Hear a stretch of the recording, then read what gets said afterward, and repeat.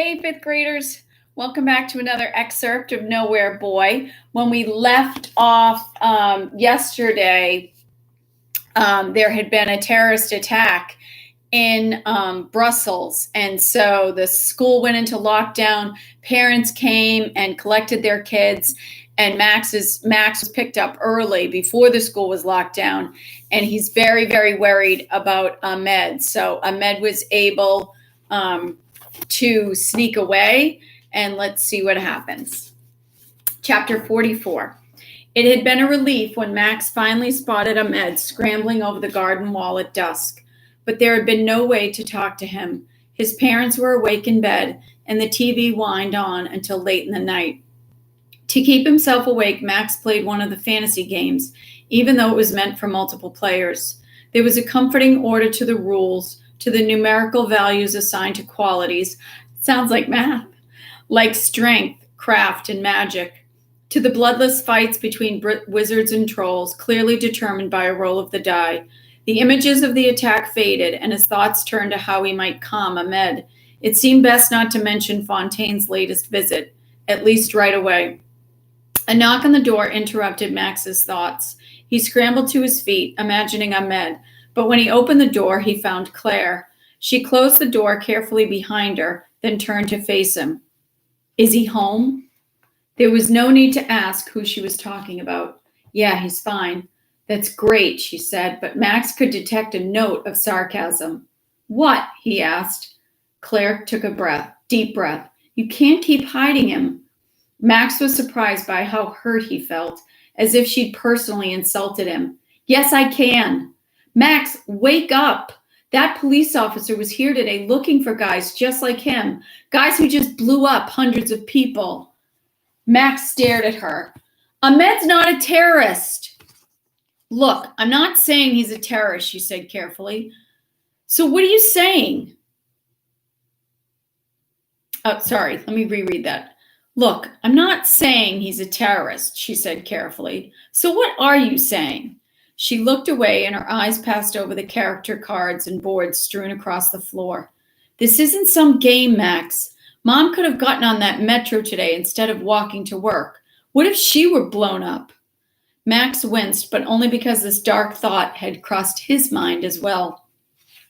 Ahmed would never blow anything up. I told you, he just wants to go to school. He has nothing to do with any of this.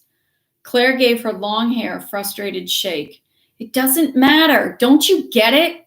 You're harboring an illegal refugee from Syria. And somehow you illegally enrolled him in school. The police came to our house today because there's a state of emergency. You're in over your head. Don't you dare tell, Max hissed. He needs to go. This is a mess. Helping Ahmed was no longer brilliant. Max noticed. Now it was just a mess. But Claire wasn't so brilliant either. She seemed to have forgotten that he could make life difficult for her, too. Uh-oh, sounds like he's going to blackmail her. I'll tell on you how during the Paris attacks, she gave a bitter laugh. You think that scares me? Sneaking out to go to a party is nothing compared to what you've been doing. She marched toward the door, but before she could yank it open, Max grabbed her hand. Please, he pleaded, I'll tell. Just don't make me do it now. It's the worst possible time. Claire bristled. Did you ever think it was the worst possible time for me to move to Brussels? But Mom and Dad thought it was a good idea because of you. They kept talking about giving you a fresh start. But I didn't need a fresh start. They do everything for you. Ooh. This is an age-old theme in literature, fifth graders. The siblings, one getting something at the expense of another. Max pushed down his anger. Because they want me to be more like you. Well, maybe you should be more like the rest of us and use your head. You're putting us all in danger. Ahmed is the one in danger, not us. Don't let Fontaine scare you. Max, this isn't about being scared. It's about being smart. He was tempted to shout that being smart wasn't everything, that being kind counted for just as much, if not more. Hold on, my phone stopped. I'm going to reread that line. I love it. He was tempted to shout that being smart wasn't everything, that being kind counted for just as much. Totally true. If not more. But he wasn't going to change her mind by yelling at her or making her feel like a jerk. Look, he said as calmly as he could, I get it. I stress everyone out. I suck at everything. But I've kept Ahmed hidden, and I've kept him safe. I can't do a lot, but I can do this. I'm good at this. He continued in an urgent whisper. Please, Claire, I can't turn him out now. Please, just give me a little more time. She didn't say anything, but she didn't run off either. Finally, she sighed deeply. Fine. All right, so he's got some time. How do you think this could resolve, guys, so that it can work out for everyone? I don't think that Katherine Marsh, the author, is going to set us up for some tragic thing because you can tell she loves and cares about Max and Ahmed. So let's see what she decides how it plays out. It was nearly 1 a.m. when his parents' light finally switched off. Even though he could barely stand to wait another second to talk to Ahmed, Max forced himself to stay in his room another 20 minutes till he was sure they were asleep. Then he tiptoed down, filling his tote bag with leftovers in the kitchen, as he thought more about what he would have to say to Ahmed. He definitely wouldn't tell him about Fontaine or Claire, or that one of the terrorists was still on the loose. He would keep the conversation practical. The Belgian school, surprisingly, planned to be open the next day, but since the metros, trams, and buses weren't running, not everyone would be able to come. This gave Ahmed a choice. If he didn't feel comfortable going, he could just stay in the wine cellar without anyone getting suspicious. Max knocked on the wine cellar door. Ahmed, he said softly. Sorry, fifth graders, the landscapers here, so if there's a little background noise, I apologize. No one answered. Max's breath came faster. His stomach tightened. Do you think he's asleep? But it was later than usual, he told himself, and Ahmed had probably just fallen asleep. He pushed open the door and stepped down to the cement anteroom. Ahmed, he said again. Silence. Max rushed into the wine cellar, stopping short to avoid stepping on the camping mat. Only there was no camping mat. There were no blankets. There were no clothes. There were no books. There was no bag of food. There was no picture of the man who was a cage. There was no Ahmed. I love how the author did that with the repetition and the simple but yet powerful sentences. And that there were no blankets. There was no camping mat. There were no blankets. There were no clothes. There were no books. There was no bag of food. There was no picture of the man who was a cage. There was no Ahmed. Max raced upstairs and threw on his jacket. Oh my God, is he going out? His hand was on the doorknob when he heard a police siren wail outside. How would he find Ahmed at night, in the dark, with cops everywhere? He was more likely to be stopped himself and taken home. He called Farah at the number for Ahmed's mom, but the call just went to voicemail. This is Reem Nasser. Please leave a message. He texted Oscar, but as long, silent minutes passed, Max realized that he, too, was probably asleep. Ahmed couldn't have just left without a word, without even a goodbye. Max stumbled down to the front room of the basement and pulled back the shade.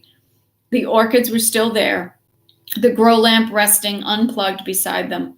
Their roots spilled over the sides of their pots, as if they sensed Ahmed had left and were feeling around desperately for him. Max's eyes blurred with tears, but not before he noticed that the largest orchid was trying to say something. A scrap of paper was nestled among its roots.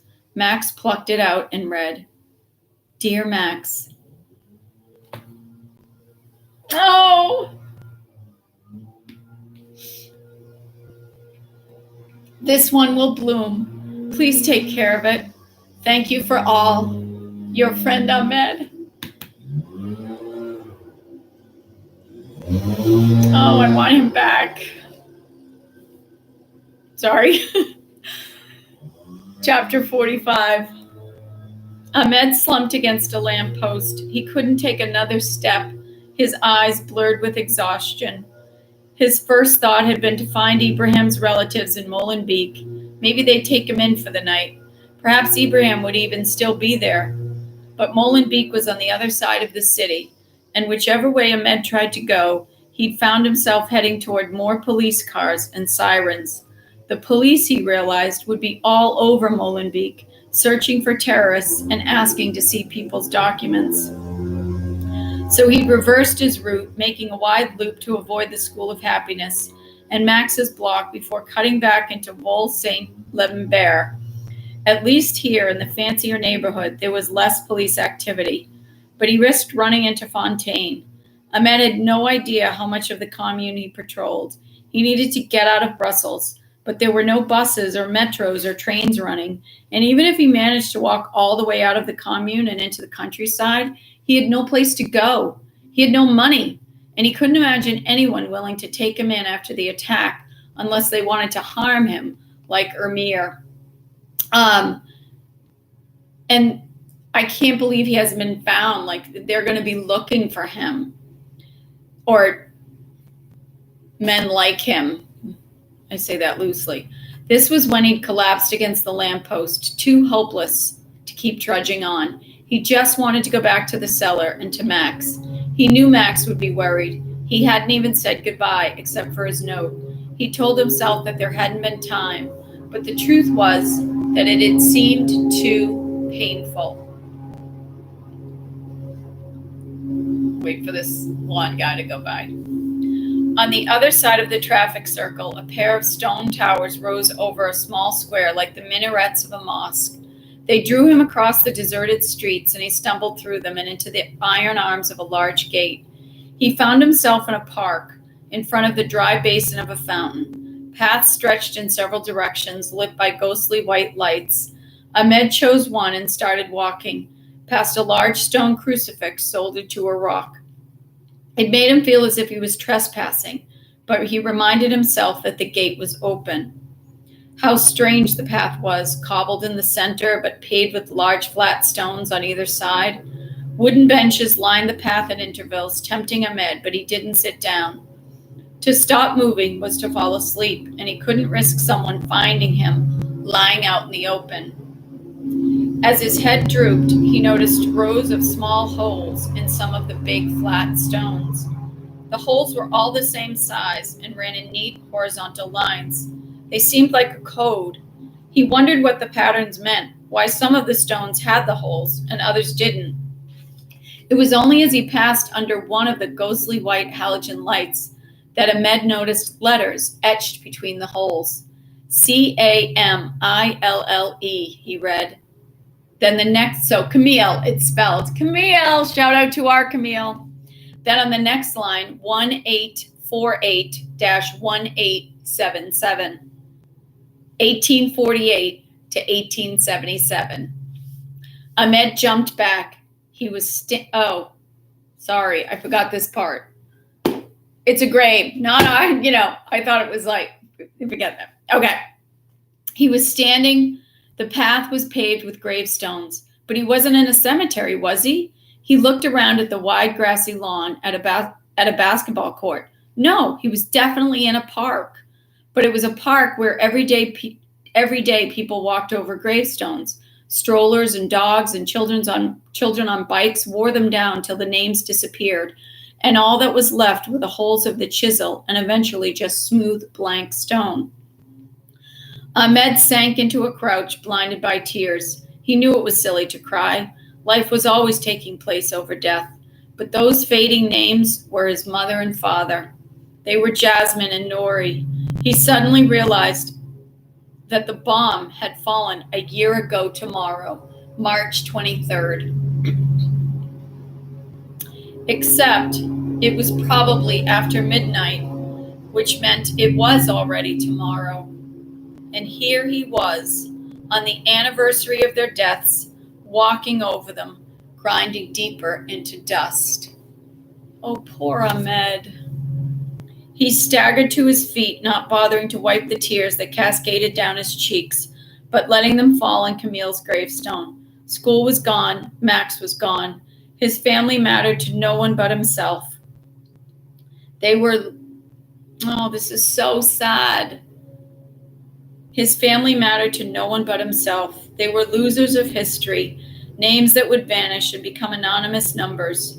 One of 10,000 dead, 100,000 dead, a million. He had become a ghost himself, wandering the night, trying not to frighten anyone. He no longer had the strength to build a new life for himself, especially here in Europe, where he wasn't even wanted.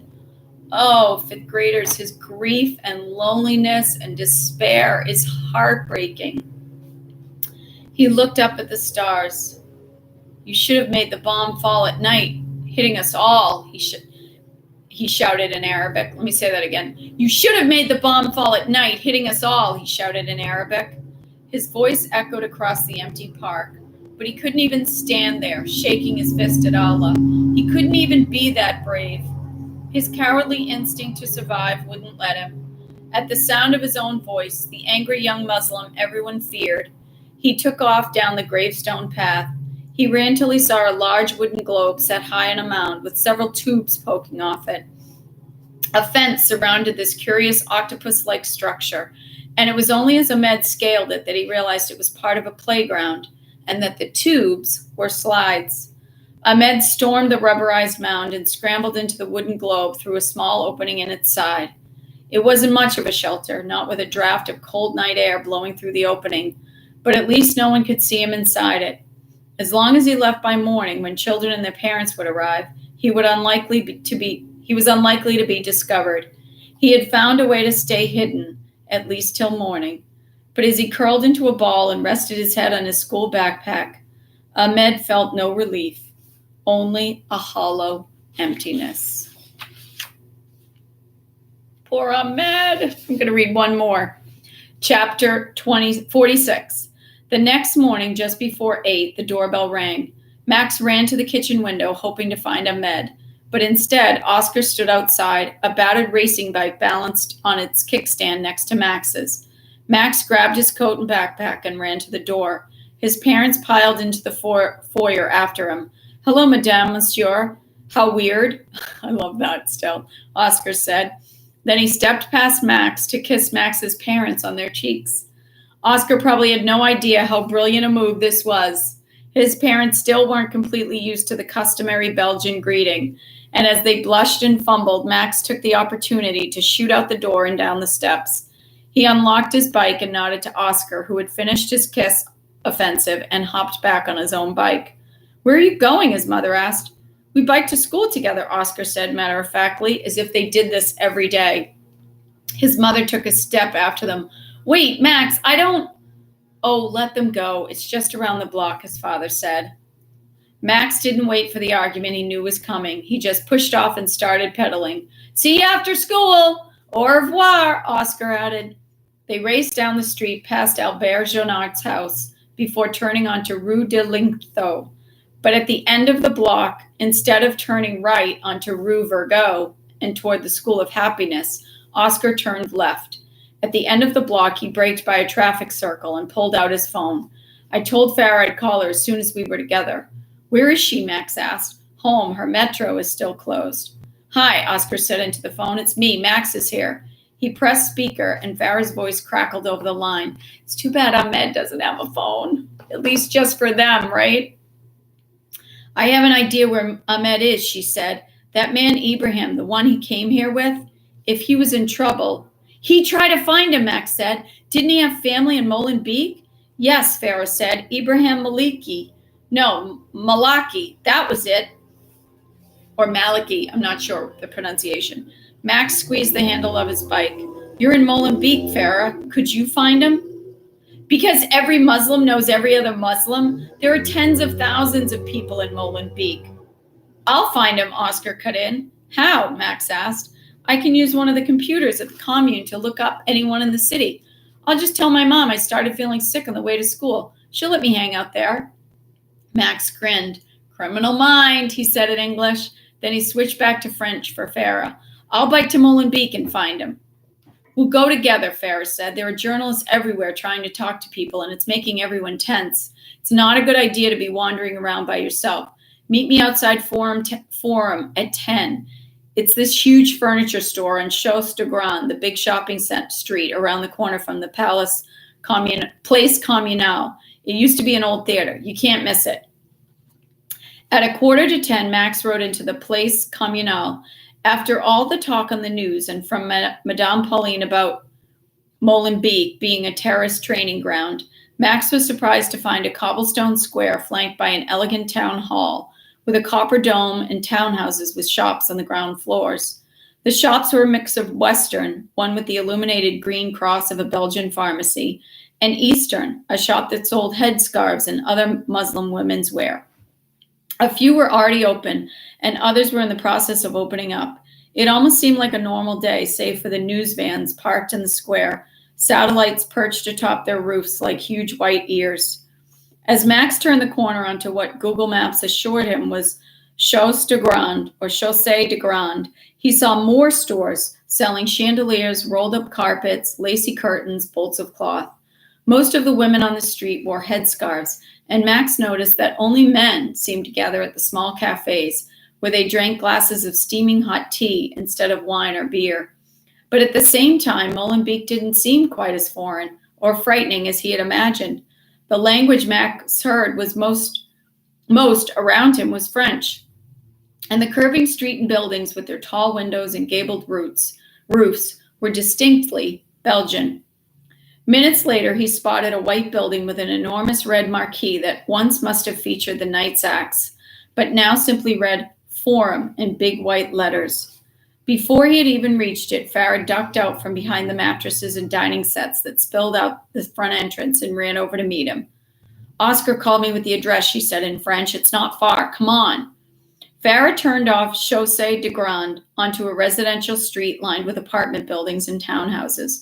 Then she stopped and pointed down a quiet block. I wonder if when Max wakes up, he will go to Ibrahim. I would think he would, right, guys? That's where they caught Salah Abdeslam, the Paris attacker. Max wasn't sure what he had expected, but it wasn't this. A slightly worn down but still pretty block with ironwork balconies. He thought about what Madame Pauline had said. Do you think a lot of the people knew he was here?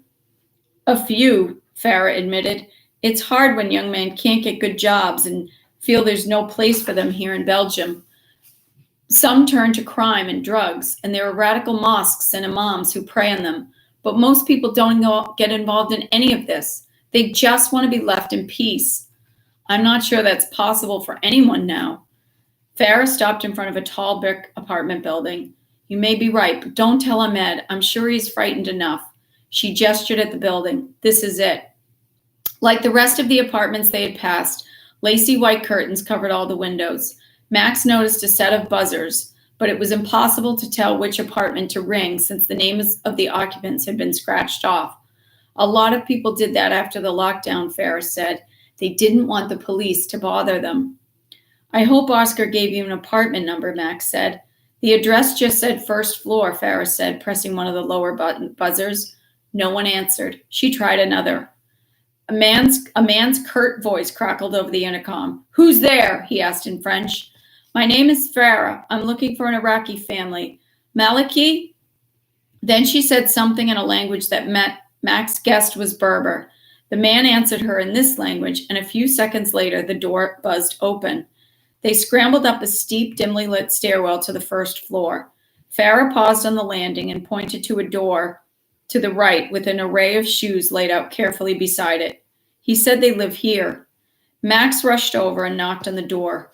He heard a bolt slide, and the door creaked open a few inches.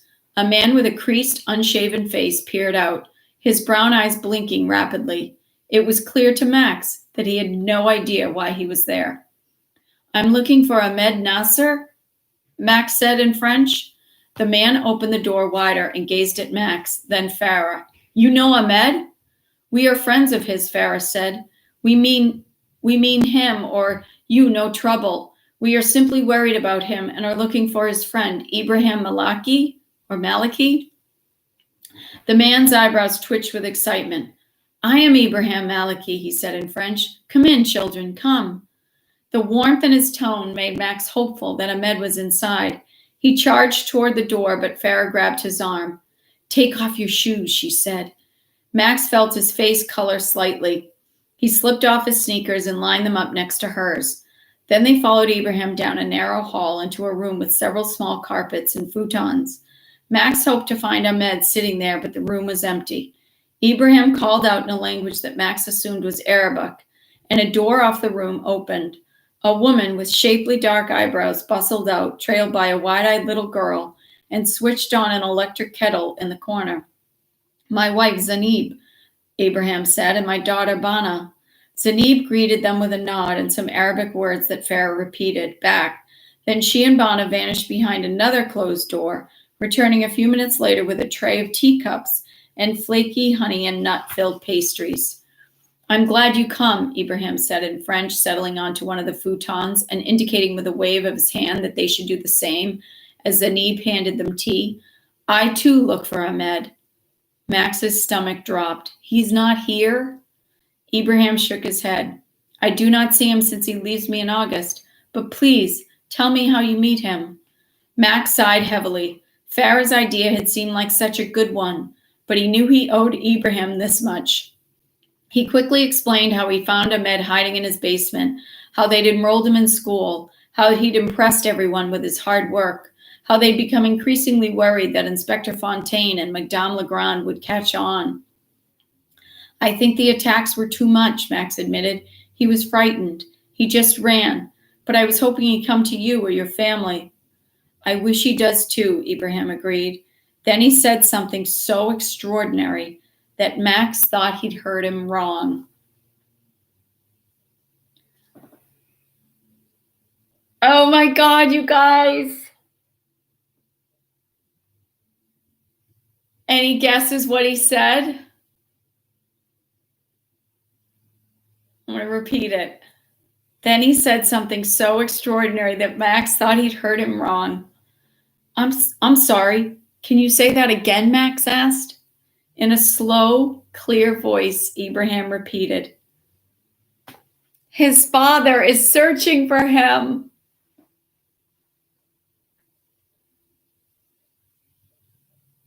Yay! Okay, I hate to be a book closer, but I'm going to stop there. And we'll pick up tomorrow with chapter 47. Make sure you share your thoughts in the drive. Okay? Bye, sweet kids.